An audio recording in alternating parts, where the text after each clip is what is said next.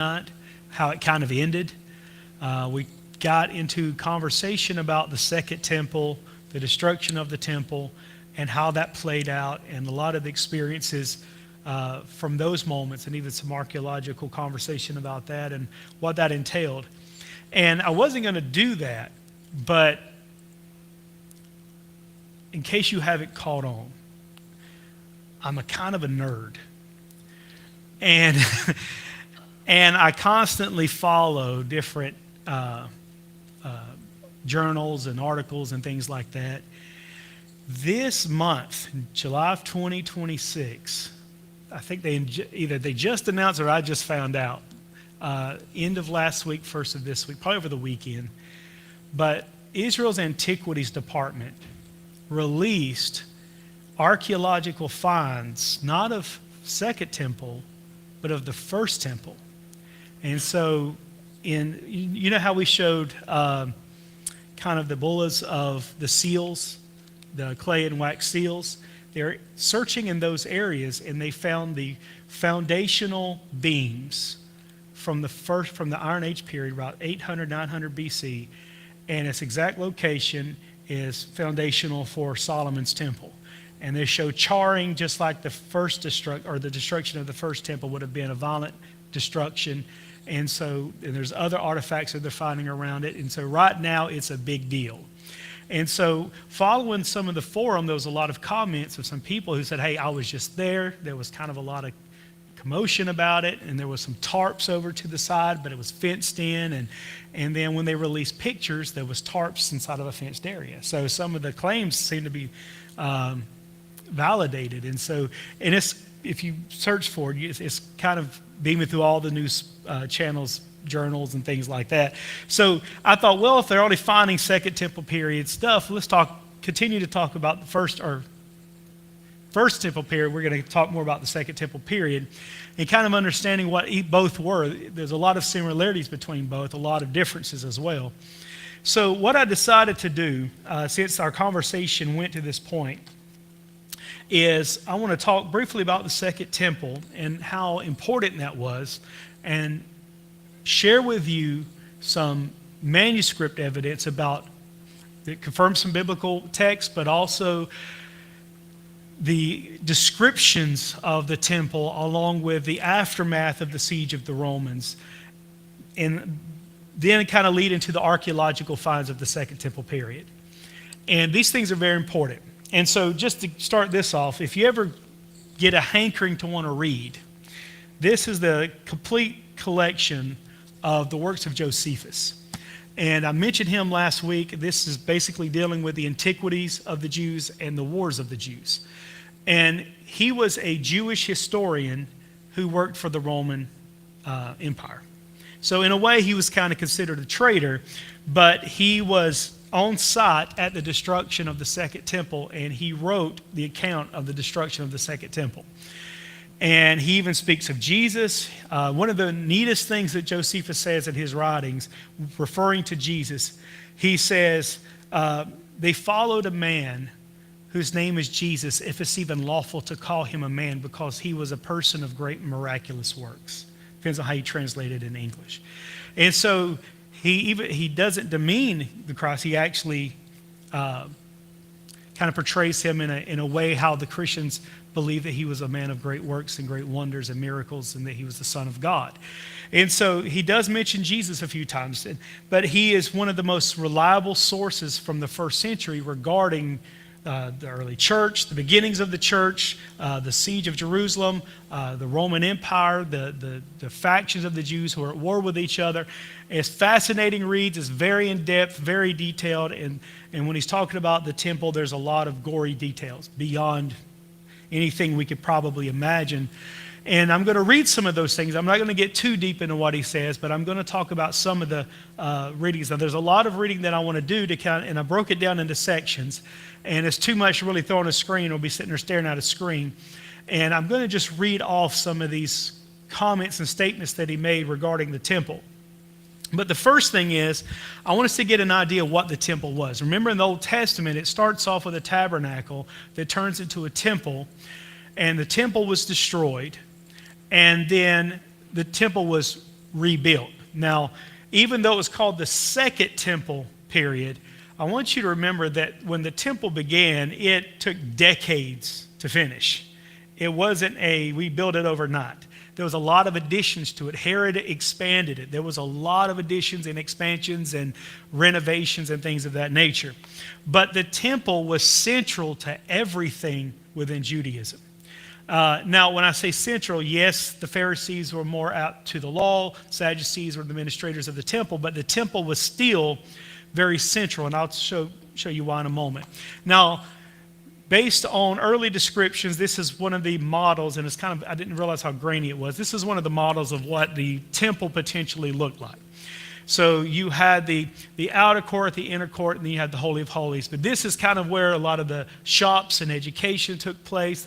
This is the part which is called the outer court. Then you had the inner court within here, and then within this door would have been the Holy of Holies. And so this is, again, a model. That's the only way we can describe it. It's just a model, and this is kind of what Rome potentially looked like. The only issue is, if you ever noticed anything that has to do with like Roman era period, whatever, every building's beige. Have you ever noticed that? And I don't know if it's just because it looks antique or whatever, but really Rome was colorful. There was a lot of color. Reds and blues and purples and greens and you name it. So it actually would have been a lot more colorful. And within the temple area would have been a lot more vegetation. There have been flowers and trees and gardens and things of that nature. So it was not as sterile looking as this, but as far as the architecture, this is what it would have looked like. And so this temple area would have been the most sacred spot. Now, do you remember this past Sunday, and I'll show you this a little bit later too, that there was a sign that was listed of the outer courts, inner courts, and Holy of Holies, a sign that was listed that no Gentiles could enter this area or you could be killed, basically. And I'll show you that artifact that was found, and it was hung probably somewhere around the door right up here. And so no Gentile could walk through these doors to enter into this area. Only Jews could enter into this area. Gentiles could be around this area, but they could not be within the inner court or outer court area. And so if you walk past these courts, you are trespassing on a sacred ground, and you are not a covenant person. You cannot walk in here, or you could be killed. Now, just kind of keep this in mind. Now, the thing about the Second Temple, don't think of it as a church building. Yes, sir. Do what now? Oh, you're talking about the high priest. Yeah, so one of the traditions is that whenever the high priest walked into this part, this is the Holy of Holies. This is where the presence of God was to dwell. And so in Solomon's temple, where the Ark of the Covenant was, whenever the high priest would walk in, one of the traditions is they would tie a rope around his ankle with bells on it. And if the bells ever stopped ringing, that means the high priest didn't fulfill his ritual cleansings and walked in and dropped dead because he was too sinful to be in there, and they would drag him out. That's now, there's debate on whether that's true or not. Where it popularized, there was a book back in the 90s called God Chasers by Tommy Tenney, and that's where the story became more popularized, though it was a kind of a theoretical thought, or kind of I say theoretical, it was a tradition at one point. Now, whether it's true or not, we don't know.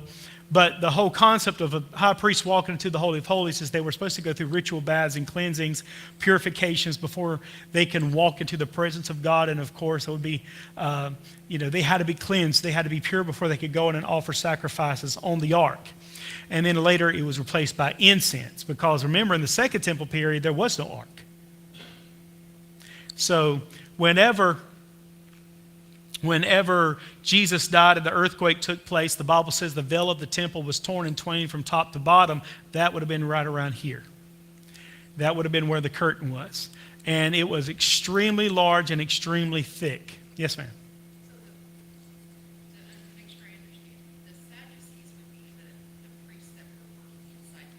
Yes, they were the temple administrators. Pharisees. Exactly. So you would see the Pharisees a lot in here and around here. Now, I want you to think of it this way. I've heard so many times throughout the decades that the church replaced the temple. We did in the sense as the body of Christ, but not as the building. And I know a lot of the times we name our churches something temple. And I get it. I get what we're saying. This is the house of God because the temple was called the dwelling of God or the house of God, right? But Paul said we're the house of God. We are the temple of God. The Spirit of God dwells in us, okay? So from a first or second temple, the concept of God living in or God's dwelling, a place where heaven and earth touched together, was supposed to be in this building. So Paul is saying this is no longer the building where God dwells. You have replaced this. Does that make sense? Okay, but to come from a first century or 800 BC, around that era during the Solomon's temple, understanding what the temple actually was, the tabernacle was. It was a place that offered sacrifice. It was a place of priestly ministry. It was a place of pilgrimage where people from all over the known world would come for the feast and for Passover. I want you to keep that in mind. It was a house of prayer. It was their national identity. I want you to think of it that way. It was what identified who they were, along with their covenant signs. It was their identification. The temple, the place of God, the rituals, all of that, even down to their dietary laws, was kind of their banner. What we would think as national identity, we have an American flag. That's our national identity. Or we have a cross. That is our religious or faith identity, right? Well, this was their identity. This kind of brought out who they were and what they represented and who they represented. And so it was their national identity. It was their place of celebration for major festivals. It was also a place where they practiced law. It was a huge part of their economy. It was their teaching center. It was the religious center. Their entire lives centered around this. Even if you lived far away, whenever you prayed toward the temple. Does that make sense? So we see a lot of that in Islam, right?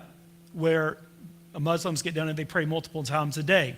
Islam didn't start that. That started within Judaism, and even early Christians did that. You'll find Christian groups in the Middle East that still do that.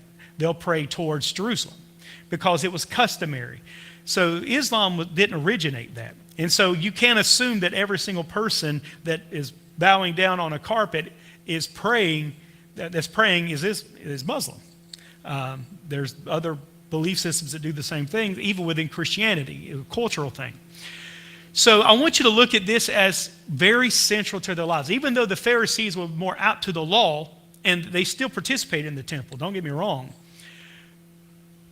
But this whole area was central to the life of Jews. Does that make sense? It was everything to them. This is where the economy boomed. This is where they practiced law. This is where they held the Sanhedrin, where they practiced their what we would call their Supreme Court. This is their judicial hearings were here. This was a very important part of the whole life of Judaism. And so everything was represented here. It wasn't just a church building somewhere. Think of it as in the United States of America, there's only one church for all Christians to gather. Okay? The synagogue would have been gatherings in local places. And that was the people. They could be in caves, that could have been in buildings, that could have been wherever. But the temple was the very central place of worship for Judaism. Yes, ma'am.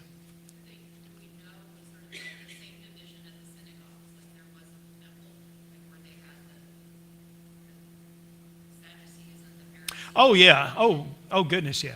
Yeah, so you're still going to have factions. And it wasn't just those two.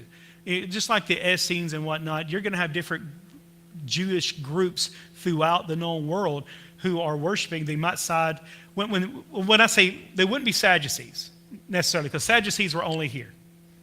When this was gone, Sadducees were gone.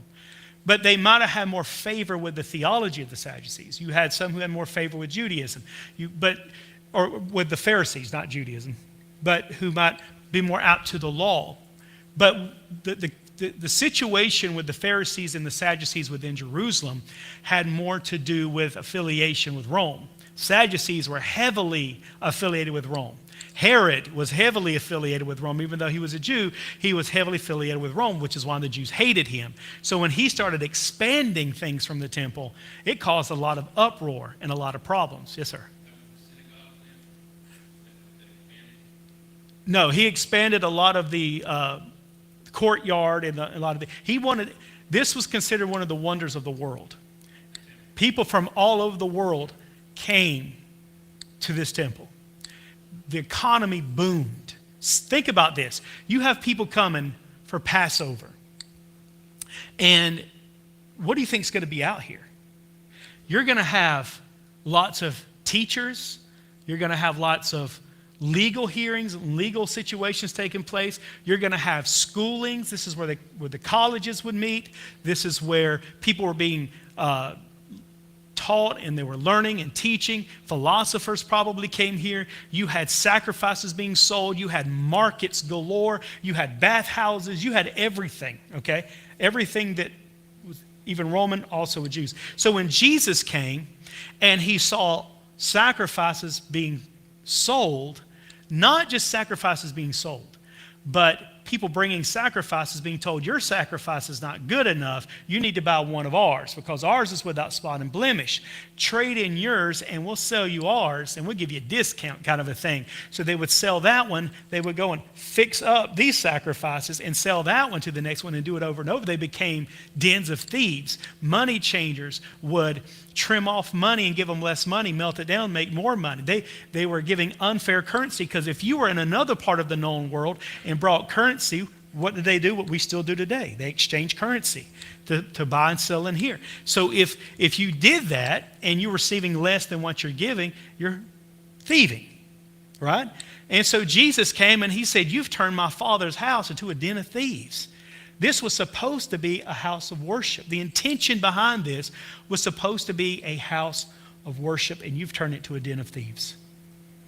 Do you see why Jesus was so profoundly angry, with a righteous indignation when he showed up? They had overtaken the temple and turned. Now, when we pastored in Georgia one time, we had a yard sale outside of the church, and we had somebody, sweetest lady, but she got very upset because we were selling stuff in the churchyard. The Bible says when you're supposed to buy or sell in the church property. I'm like, that's not the same thing as what they were doing then. It's okay to have yard sales at the church. If you want to sell chicken dinners, you can sell chicken dinners, right? That's not what was happening here. This is currency was being exchanged from known worlds. Sacrifices were being bought and sold. People were taken advantage of. And what happens? Think about this. You go to big football games, baseball games, big events. You even go to parades and festivals. What type of people sometimes you have to watch out for? Pickpockets, thieves, things of that nature. So when we get to the point here in a moment where I talk about the siege of Jerusalem, Jerusalem on a regular day, the population was about 90 to 100,000. For an ancient world, that's still a large city, large town. That's the size of about Broken Arrow. Broken Arrow might be a little bit bigger. But think about that in the ancient world with no red lights, right? They didn't have cars either, but no red lights and public bathrooms. You were talking to somebody right beside you. I've got pictures. But I want you to remember this. The siege of Jerusalem took place on April the 14th, 70 AD, where Rome surrounded Jerusalem and sieged Jerusalem 3 to 4 days before Passover. Typically, when you made a pilgrimage, you had to start early. A lot of the times, people would show up to Jerusalem. Not only were they having factions and people were escaping coming to Jerusalem, people from around the known world were coming to Jerusalem for Passover.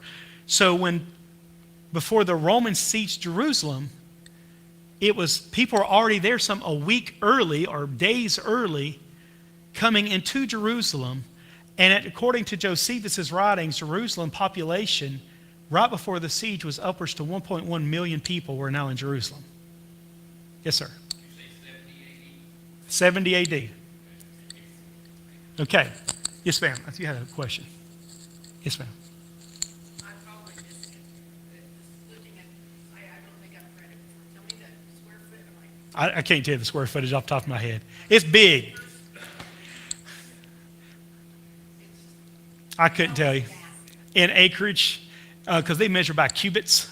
And so, and here's the thing, because when you get into scholarship, when you start listening to scholars, they're going to give you like 20 different answers. Because, well, it depends on when this wall started and this wall ended, you know, and how much they really looked at and gathered. Were they talking about the entire city? Whatever. So When did Herod start? the improvements started decades before this, or actually decades before Christ. And so Herod was already gone. You already had Herod Antipatus, the second by this point. So you already had the expansions that already took place. And by this point, of course, 70 AD, it was already 40 years after the time of Christ almost. And so it was already completed and finished, and it was vast and phenomenal, okay? This brought in enormous amounts of money every single year during the festivals. So typically, the Passover festival would last about 8 days. You would have the initial sacrifices, and then you had 8 days of feasting. And so they were already coming to plan to be there for a week, week and a half, 2 weeks, however early they got there. So by the time the Romans came, and I want to make sure, I tried to go back and listen to it and couldn't find the spot. I want to make sure I'm clear on something. The entire siege of Jerusalem took place, it was 3.5 years when they started, when the revolt happened to whenever everything ended.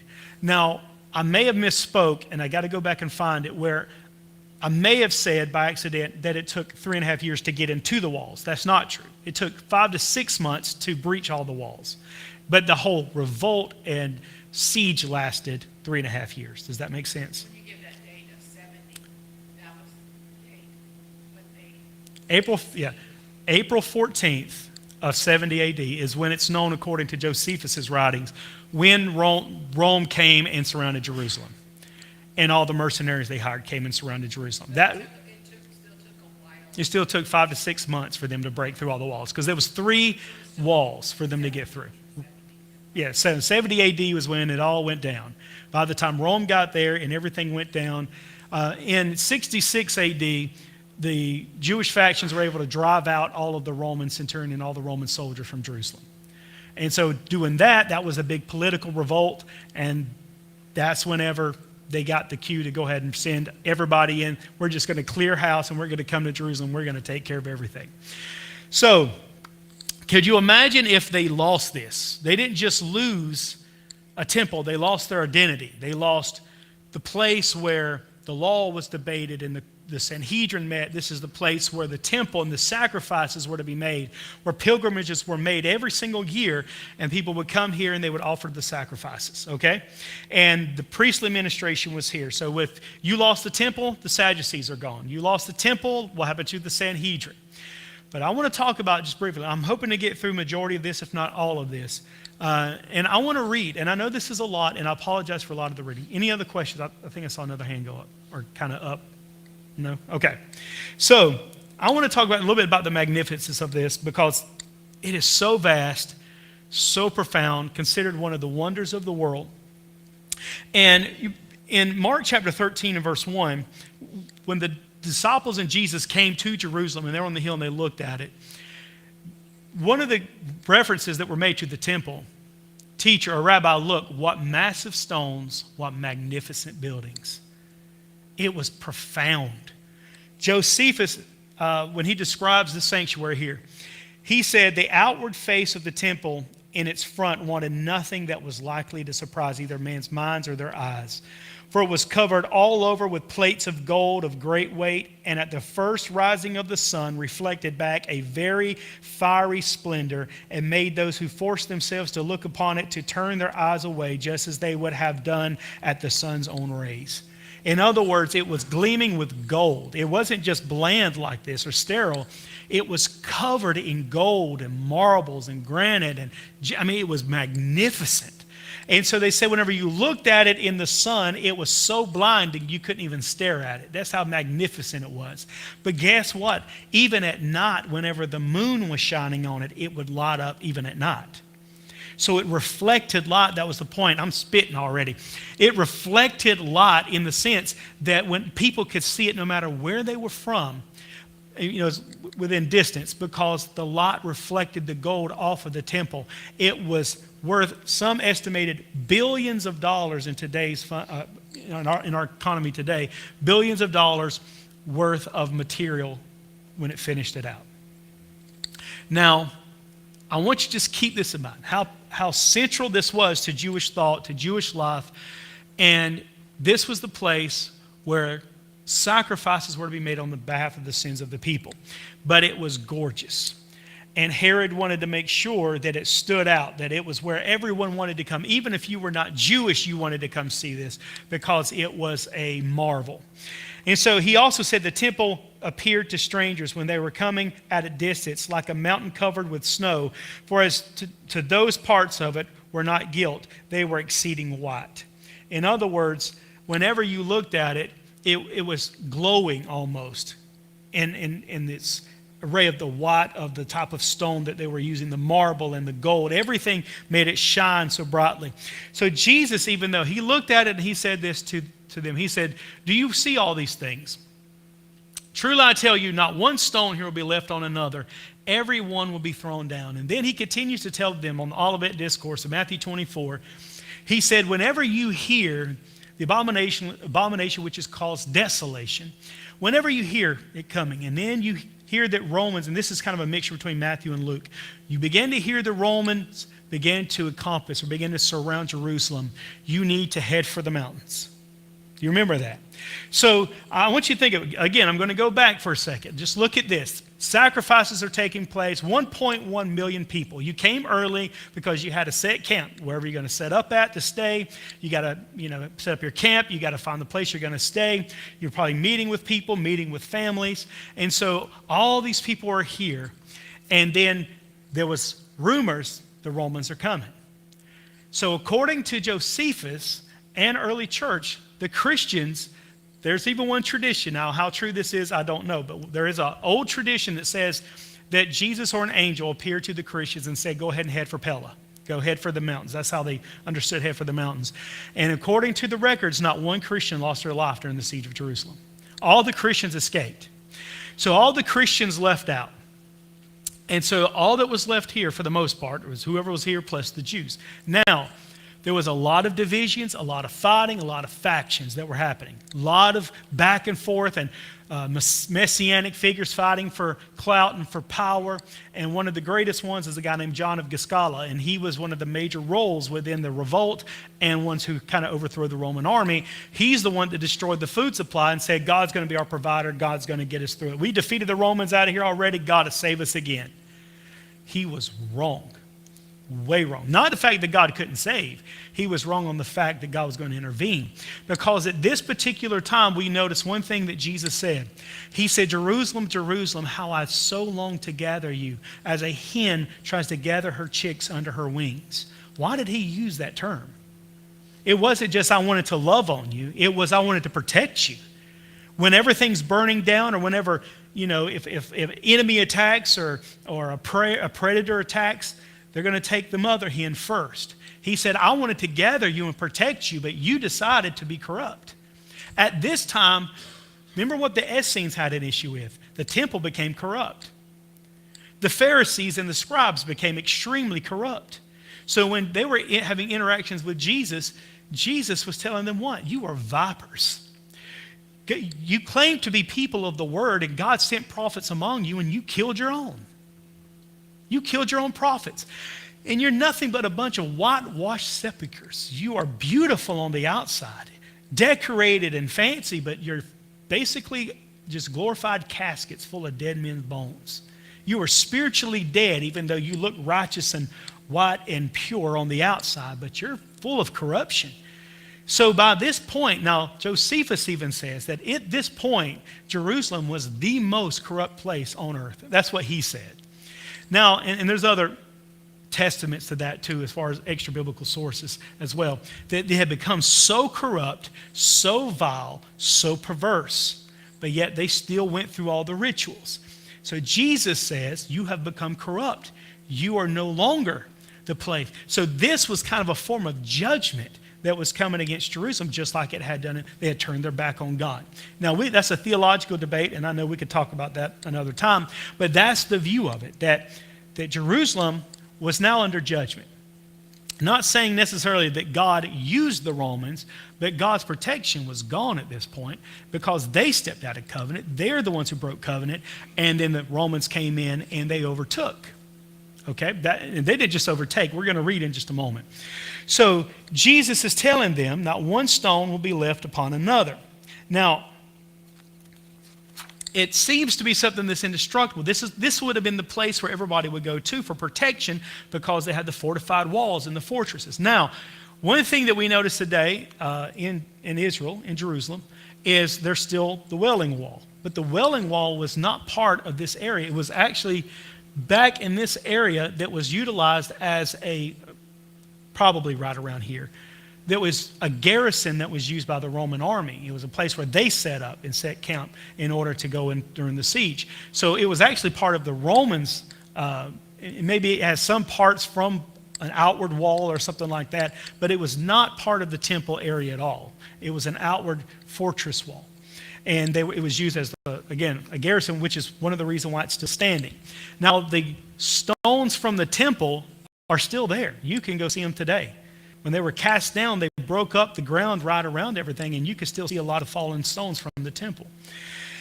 And so when Jesus gave the warning of the siege, Jesus did not describe Jerusalem fall with satisfaction. He wept over it. It was supposed to be the place of prayer, the central place, the city of God. And he warned the enemy, this is what's going to happen if you don't return and you don't repent. And if we even go to Luke, he says this, the days will come upon you when your enemies will build an embankment against you and encircle you and hem you on every single side. They're going to surround you. And so that's why he said there's going to be, now listen to this part. I know that there's different beliefs regarding future things. I get it. But I want you to think of it from the first century as these things were being spoken. The Gospel of Matthew, Luke, John, Mark. We're just going to leave it right here because there's difference of opinion about who wrote which one first. But the majority of them were written in about 50 to 60 AD. So these were written before the destruction of Jerusalem. Some say 90, but we'll let them be wrong, right? But I want you to remember this. Jesus said, you're going to hear wars and rumors of wars. There's going to be nations against nations. And when he talks about nations, we're not just talking about boundaried countries. He was talking about Jewish factions, okay? Now, we could disagree with this, whatever, but think of it as in the first century. Nations rise against nations. You have wars and rumors of wars. In other words, the wars were coming amongst the Romans and the Jews. There was revolt. And he said, you're going to see earthquakes, suns and stars falling and all these. Now, remember this, in the Old Testament, the imagery that's used with stars and suns falling, it wasn't talking about literal. If one star hits earth, we're all gone. It was talking about people in high places that begin to fall. Now, again, I'm not talking about future stuff. I'm just talking about this moment. And he said, so whenever you hear the Romans coming and whenever they begin to surround you, you run for the hills and you pray that your flight be not in winter. Why not? Why not in winter? Resources. There's no resources. Pray also that it's not on Shabbat or the Sabbath. Why? Because there were very strict laws in the gates of the city were shut. You couldn't walk out. To protect you from stepping too many steps, you can walk from one side to the other of the city and you're still under the steps or something like that, under the steps that you're allotted by the law to walk. And so if the gates were shut, you're inside. You understand? You're inside. You can't go out of the gate now. And so you're stuck in Jerusalem. He also said, pray. He said, woe to the babes who are giving suck. In other words, oh, God help the children that are going to be there. And the mothers who have to nurture and protect them. Keep those things in mind. So the revolt happened in Rome in 66. Oh, and I'll go to this one too really quick. When you see Jerusalem surrounded by armies, you will know that its desolation is near. Now going back really quick before I get to the next part. Desecration of the temple, the abomination of desolation. From the first temple period was what? Epiphanius that walked in and he slaughtered a pig on the altar. That desecrated the temple. Set himself up as a god. What was happening here? Was one of the first things the Romans did. made a sacrifice, declared emperors God. That's one of the first things they did. They did the same exact thing that Epiphanius did with Solomon's temple. And so the revolt happened around 66 AD, and the forces led by Vespasian and then Titus. Vespasian eventually became emperor during this time, sent his son Titus to go and to conquer Judea. So in 70 AD, Titus's army surrounded Jerusalem. They breached its defenses in about 5 to 6 months. They burned the temple and devastated the city. So not only did they tear down the temple, they just leveled the city. They just went everywhere and started tearing everything up. So Jesus' warning was therefore not merely a building that would suffer damage, but Jerusalem would be encircled, its people trapped, defenses broken, and its sacred center completely destroyed. That was the goal. Now, Vespasian did not want the temple touched. Why? Because it was valuable. But one of the things the Romans did, and they were good at, is it was cheaper to hire mercenaries than it was to pay their own soldiers. So they hired a lot of mercenaries, had no sentimental attachment to Rome or this. And so when they went in, they just go crazy. It's kind of like if you needed a job done at your house, do you want a professional or you want to hire your crazy cousin? You know what I'm saying? Or the crazy guy down the street. He might get something done, but you don't know what it's going to be when it's done, right? And that's kind of how the mercenaries were. You had no idea what was going to happen by the time they got done with it. And so what happened is after the food sources were destroyed by John of Gascala and a lot of the other zealots, there was famine. 5.5, 6 months, however long it was, depends on how you read it, of being encircled. Run out of food, you run out of water supply. Because one of the first things the Romans did, they didn't just siege it. It's too hard just to siege it in one day. But one thing we can do is we can cut off any supplies going in or out. We can cut off your water supplies. We'll cut off any resources coming to you. We'll stop anybody from coming out to share any news. You're now locked in here. There's no cameras. There's no social media. You're in here right now, and there's no word able to get out. If we do find you, we're not just going to capture you, we're going to kill you. So can you imagine 1.1 million people being in Jerusalem, not just in this area, but in the entire city, 1.1 million people being in the city. So just let that settle in your heart for a second. So famine begins to set in. Food disappears. Family hid what little they had possessed. Armed factions searched homes for provisions. So what happens whenever famine begins to happen in a group, and especially 1.1 million? What's one of the first things you think of? I got to protect my family, take care of my family first. You get hungry enough, I'm going to fend for myself. So you start taking from other people's stuff, right? When you get hungry enough, you start taking from other people. So people were going to other places, killing each other. They were fighting each other. They were trying to protect their own family. And then it got to the point famine became so severe that Josephus said that mothers began to cook their own children. Maybe because they had already passed, began to cook the dead ones. That homes became burial areas, that people were dying from famine or starving or getting sick. And so they basically left them to rot until they can breach everything.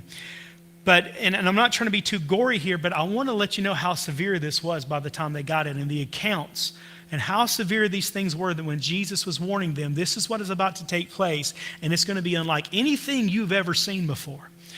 And so famine and social collapse inside of Jerusalem. People were fighting each other. People were harming each other. Armed factions began to kill each other and torture each other and steal from each other. And it became their own warring inside of Jerusalem just by itself. And Josephus said a deep silence also and a kind of deadly night had seized upon the city. In other words, it came upon the city and it was unlike anything that we could even talk about. That even our men broke into houses, and in these houses had become graves of dead bodies, stripped coverings from the dead, and tested their weapons on people who were still barely alive. In other words, they were going through just to see who was still alive and who's not.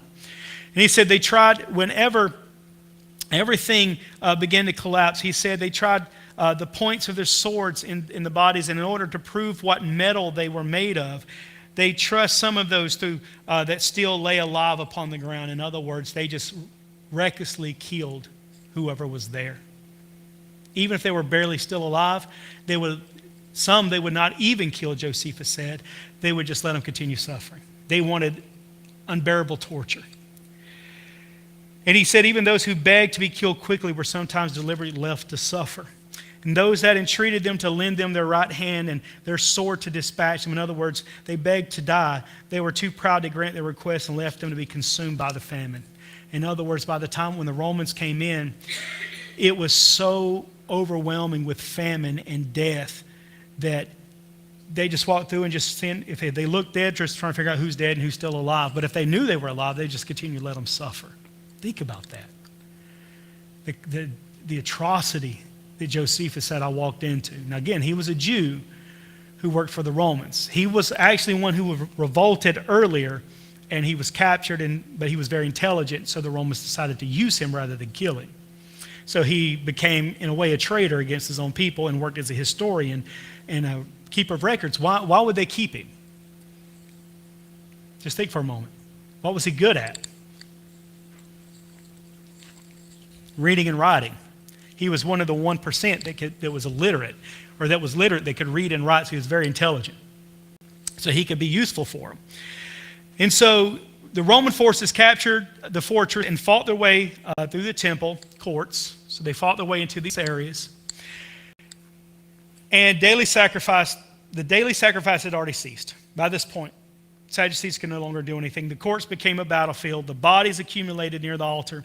Josephus says a Roman soldier, without waiting for official orders, threw burning material into the chamber beside the sanctuary. The flames spread while soldiers rushed in seeking treasure. So they broke in, and the first thing they want to do is they want to take anything that was worth of value. He says, while the holy house was on fire, everything was plundered that came to hand. And he said, not age, religious status, or plans for mercy, or pleas for mercy protected any victim. He said, nor was there a consideration for any age or any reverence of gravity, but children and old men and profane persons and priests were all slain in the same manner. He didn't care who you were. The Romans didn't care. They just came in and they started killing. And if they knew you were about to die, they just left you to suffer. That was the thing. If you were still alive and well, then they were going to go ahead and kill you. He said, there was at once a shout of the Roman legions who were marching all together, and a sad clamor of the cities who were now surrounded with fire and sword. And then he begins to give one of the most graphic descriptions. He said this. He said, one would have thought that the hill itself on which the temple stood was seething hot, as full of fire on every part of it, that the blood was larger in quantity than the fire.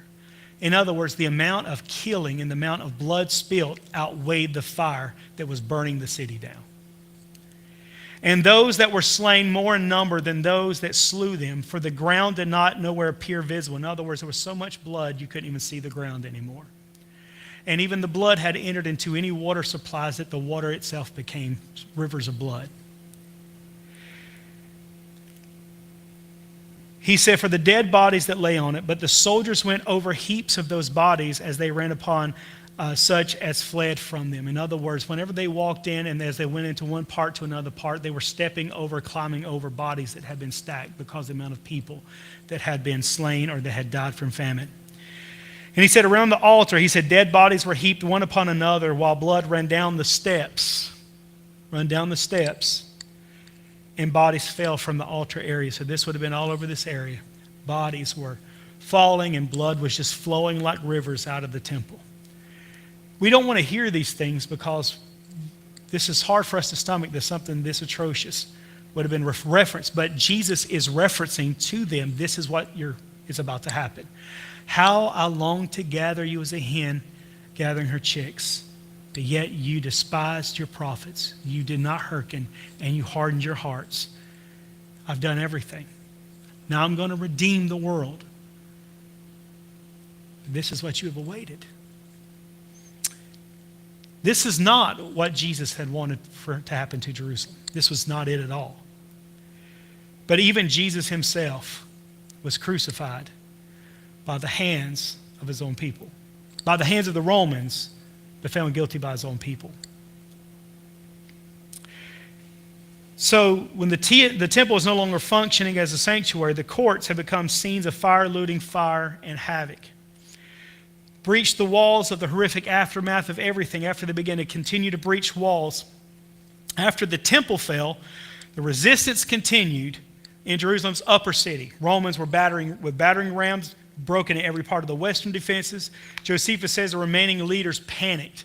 And even before Roman soldiers fully crossed the breach, he said, as soon as part of the wall was battered down in certain of the towers. Remember, as the Romans are coming into the city, the people who were still well and alive can move were gathering more and more and more into this area here. This became the fortress. And so when we're talking about breaching walls, we're talking about the outer city walls, and you've got the outer court walls, and they kind of kept coming in these areas and breaking down these walls, and then they're going all the way into the temple until everybody was deceased. That was the whole point. They drove everybody kind of like cattle into tighter and tighter areas. And so when they finally continued to breach the walls, he said, as soon as part of a wall was battered down and certain of the towers yielded to the impression of the battering rams, those that opposed themselves fled away. Some escaped at Siloam Valley, while others hid in underground chambers and drainage systems, but Roman troops then placed their standards on the captured towers and entered the streets with drawn swords. In other words, he says, when they went in numbers into the lanes of the city where their swords drawn, they slew those whom they had overtook without mercy and set fires to the houses, whether the Jews were fled, and burnt every soul in them. So when he's talking about to the Siloam Valley, he's still talking about areas around the city. So some were still going to specific places in the city. They were going to underground drainage systems. They went into every nook and every cranny. They did not miss anything. Their whole goal was to go and completely annihilate anyone who was part of the Jewish faith, because they looked at everyone as part of the revolt. In other words, the whole concept was, you've continued to revolt, you've continued to push against the Pax Romana, the peace of Rome, and so we're now going to come out, we're just going to annihilate everybody. Now remember this, Christians were considered a branch of Judaism at this time. They were just considered Jews who worshiped this Messiah. And so the thing that really set this off, because of how Hellenistic the Jews had become at this time, mostly the Sadducees, but they would be. In 66 AD, the revolt began with running the Romans out, and they no longer gave sacrifice and paid homage to the emperor. They're done with emperor worship. They said, we're done. And so they said, well, if you're done, then you're no longer useful for us. And so that's what started the entire revolt, and they didn't want the oppression and the taxation and everything else that went with it. So the Romans entered the streets, and it says when they went into Numbers... next one. They found them entire families of dead men in the upper rooms full of dead corpses, that is, of such as died by the famine. They stood in horror at the sight and went out without touching anything. And then he says that he did not spare again those who were alive, that they ran everyone through whom they met with and obstructed the very lanes with their dead bodies and made the whole city run down with blood, so to such a degree indeed that the fire of many of the houses was quenched with these men's blood. In other words, the blood was flowing so vastly that it began to put out the fire. We can't even imagine what something would like that. I wouldn't share this in children's church, by the way, so I know that this is very gory. But if we want to be sincere and say, okay, what was Jesus predicting that was going to happen, and how much of a significant event was this during the time of Jesus and the early apostles? How significant was this to the Jewish faith, and how it transformed everything within Judaism when this began to fall apart and take place? Now, he said the killing continued until evening while the fires burned through the night. He says that, or he reports that in the streets, the houses, the underground spaces were filled with those who had died from famine, from factional violence, fire, and then Roman weapons. He said, nor was there any place in the city that had no dead bodies in it, but was entirely covered with those that were killed either by the famine or of the rebellion. He said their dead bodies were thrown even to dogs. Now, when they searched everywhere, they searched for rebels, survivors, hidden treasure. Josephus even reported that 2,000 bodies were found in subterranean spaces, and he describes the stench that was so severe that some soldiers immediately withdrew while others climbed over piles of bodies searching for valuables. He said the ill savor of the dead bodies was most offensive to those that lighted upon them, insomuch that some were obliged to get away immediately, while others were so greedy of gain that they would go in among the dead bodies and lay on heaps and tread upon them, seeing what they could find. But there were surviving captives. Out of 1.1 million people, there's reported between 90 to 97,000 who were taken into captivity. And so any accused rebels were immediately executed. Anybody who was part of a revolting faction. Selected young men were reserved for Roman triumph as trophies of display. Many adult captives were sent to forced labors in Egyptian mines. Others were sent to provincial arenas to die by sword or wild animals. Think of the gladiators. Think of the Colosseums and things of that nature. The Colosseum came a bit later, but think of those type situations. When I was in Turkey, we were part of some of the stadiums, and we walked through some of the tunnels. This is where some of the gladiators walked through. This is where some of the people who were fed to wild animals and were killed by Roman swords for displays of entertainment. People walked through these halls, and this was one of their last sites before walking into stadiums. It was a very humbling an experience, but this is what they were led to. Children under 17 were sold into slavery, and thousands reportedly died from starvation while awaiting classification. So at this point, Jerusalem had been completely, deliberately demolished. As soon as the army had no more people, Josephus said, to slay or to plunder, because there remained none to be objects of their fury, Caesar gave orders that they should now demolish the entire city. So several major towers and of the western wall, I believe that would have been right over in this area over here. You can't see it in this model. Was preserved as Roman military position. So that would have been the garrison over here. And he said that the monuments of the strength of the city of Rome had conquered. Josephus says the remaining walls were still there. He said, so thoroughly laid within the ground by those that dug it up to the foundation, that there was nothing left to make those that came thither believe it had ever been inhabited. In other words, they went and they tore everything up, even from the very foundation, to the point that if a person would come now, they couldn't even believe that people actually lived here. They completely leveled Jerusalem. Now, Vespasian, again, did not want the temple touched, but they didn't hear that, and they got orders to go in to tear up the temple. And not one stone be left upon another. All the gold was melted off. All the precious jewels, any type of thing that was of value was taken off and was plundered. And I want to kind of give this dramatic scene here, even though this is actually still the surface of what Josephus writes about. It's replete in his writings with the gory details of what was witnessed whenever they breached the walls and continued to breach. But I wanted you to see how significant this was. 1.1 million people, and even if that's exaggerated and there's only half that, that's still a large number. But you have that many people here who are constantly being pushed, and they're fighting amongst themselves, starving and famine and division and strife and everything else among each other. And then when the Romans get in, they have no mercy whatsoever. And if you did remain alive, you were probably wished you were dead. It was that kind of situation. No mercy, no consideration, no consideration for sanctity of life at all. They were merciless. And one thing the Romans were proficient in is torture. And so all of this has happened.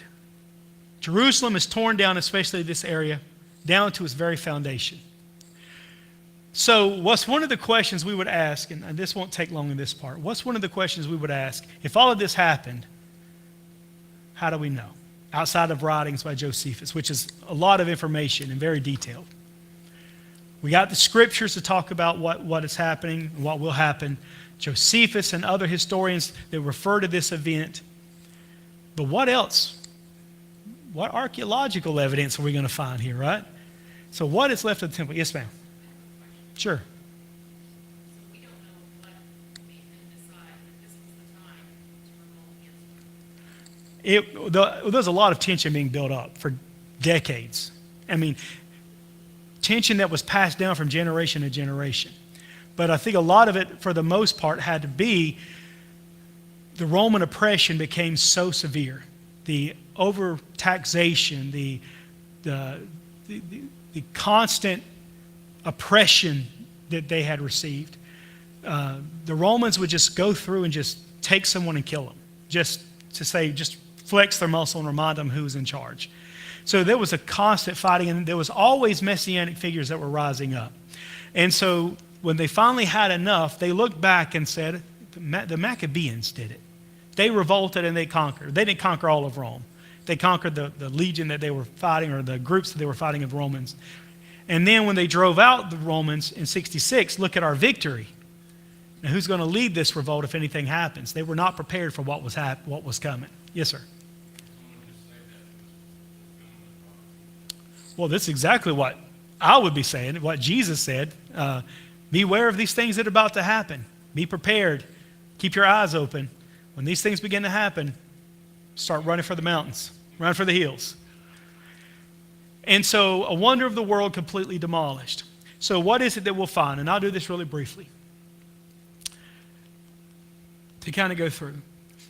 This is what was discovered over time. The southern steps and the Hulda gates. In other words, these were the Herodian steps that formed the principal or the southern approach used by pilgrims whenever they entered the temple complex. In other words, whenever people came and they did their pilgrimage to Jerusalem, they would enter in through these gates. And these are the steps that they would have walked up through, which means these would have been steps that Jesus himself would have walked up. Does that make sense? So this was discovered. Then you also have the ritual baths near the temple. This would have been where the worshipers would go, and they would go through ritual cleansings to purify before entering the sacred precinct. In other words, as a Jew, before you could walk into the sacred space, you had to go through ritual baths. So this is where they would have came to take a ritual bath, a purification bath. This is the Herodian street and shops. In other words, along where the temple is, and you see this a lot in Roman architecture, a lot of different shops, and especially like places of Colosseums and things of that nature. Now, libraries, I want you to remember this, libraries, like in Ephesus, the Library of Celsus, you got the Library of Alexandria, the Library of Carthage. You had a lot of these massive libraries were not just places of information and scrolls. They were places where people would come like a university and learn, and there was shops, and it was kind of this massive structure. They had gyms and pools and everything else that were there. And so here you have streets that had shops. Each one of these kind of sections would have been different shops where you bought goods and spices and foods and material and textiles and whatever else, and could also be where sacrifices were sold and money was exchanged or whatever it may be. So this was part of the economy. And so they found part of the commercial platform surrounding the temple. This is the place of trumpeting. You know, we talk about when you hear the trumpet sound, right? That was a thing. That was a cultural thing. So whenever sacrifices being made or the festivities start or whatever, they would get up in this area and they would begin to, this is a description of the trumpeting area where they would blow the shofar, blow the trumpet to call everyone for the feasts. And so this is part of the temple that was torn down, and it was the priestly station where the trumpet blast announcing all the sacred times. And this was the inscription they would have seen. This right here is what I was referring to on Sunday. This was the temple description that was found that was basically barring any foreigners or Gentiles from entering into the temple's inner boundary, and it confirmed it was a restricted zone, and this was also described by Josephus in his writings. And it was actually found, and it's in Greek because that would have been the language of commerce, so people from all over the known world could, for the most part, would be able to read it or understand it, or somebody in their group would be able to read it. And so this is what laid upon the temple, saying Gentiles, foreigners are not allowed to come through these parts. And so whenever Paul talks about the middle wall of partition being torn down, this was the description that was resting on the middle wall of partition that Paul was referring to when he said the middle wall of partition will be torn down.